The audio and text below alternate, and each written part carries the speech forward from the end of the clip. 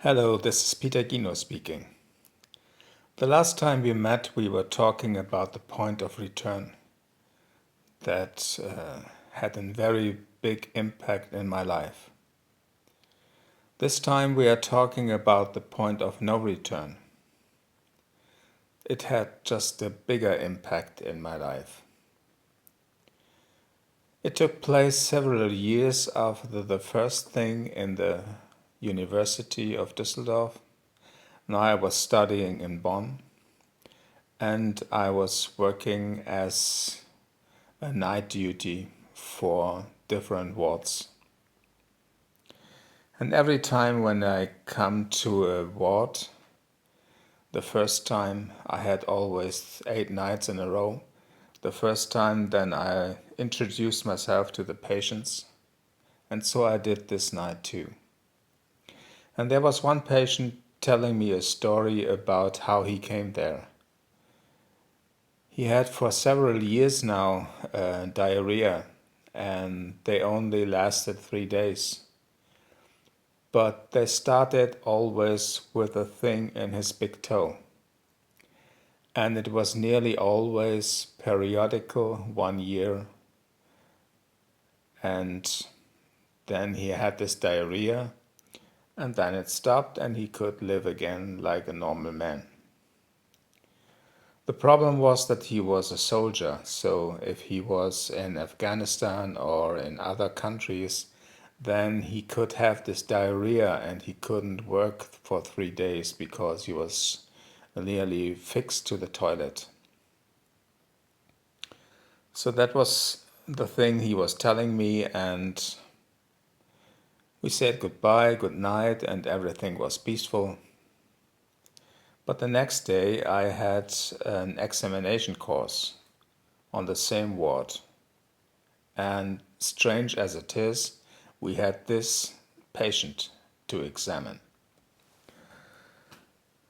So there were 5 or 6 will-be doctors around him, and he told the same story again, and they had to find out the diagnosis. And so we came to our internal medicine doctor and told him what we found out. So everyone had a story and everyone had a diagnosis.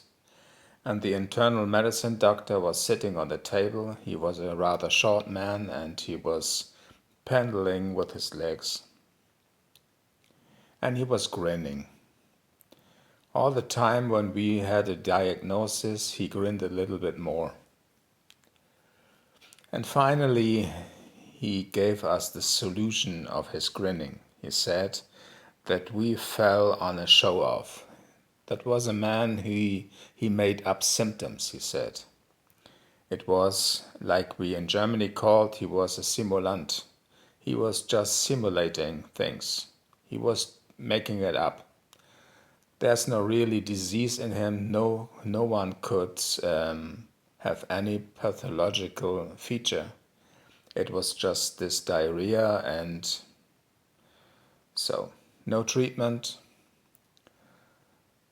no big thing. And I remembered that he told me the night before, when I was working there on night duty, that the disease for him was not very, very precious.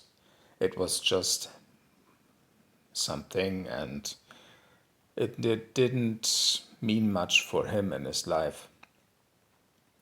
But the thing that meant much in his life was that all the people thought that he was making it up.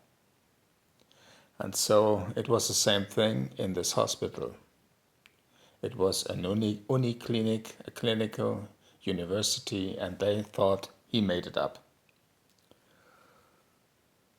So the next night, the second night, I couldn't go to my night duty in a fresh way because I felt guilty. Because I was the part of all these doctors who examined him, and the solution was he was a show-off. And then when I was there on the ward, suddenly it rang, and it was this person.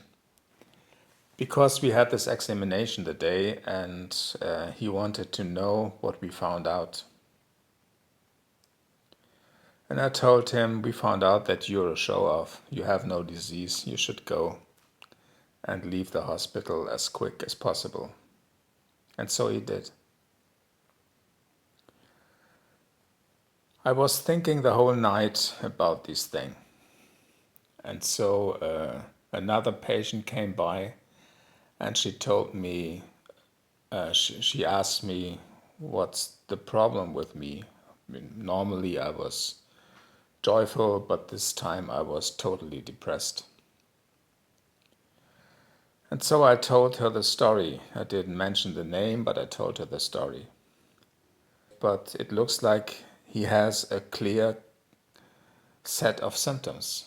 So why didn't they cure him? And I said, I don't know why. And she said, I have a homeopathic doctor.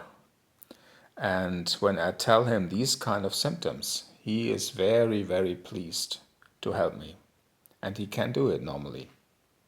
I haven't heard about homeopathy in my whole life. And so I asked her if I could talk to this person.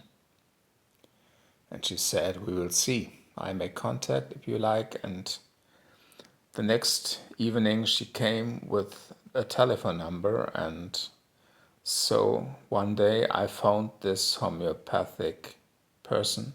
He was a healing practitioner, and he invited me to come. And so I came. And he gave me a lot of insight into homeopathy, and he gave me a list of books that I should read. Then he gave me a repertory, a very big one, and I did not know what to do with this, but it was my start. And finally he cured my psoriasis I had at this time. So it was set that I would become a homeopath. And the great thing in homeopathy is that it's also like the Gino method, a science of the extraordinary. And so for me it was no doubt that I have to study homeopathy, and so I did. I became homeopath. Thanks for listening. Bye.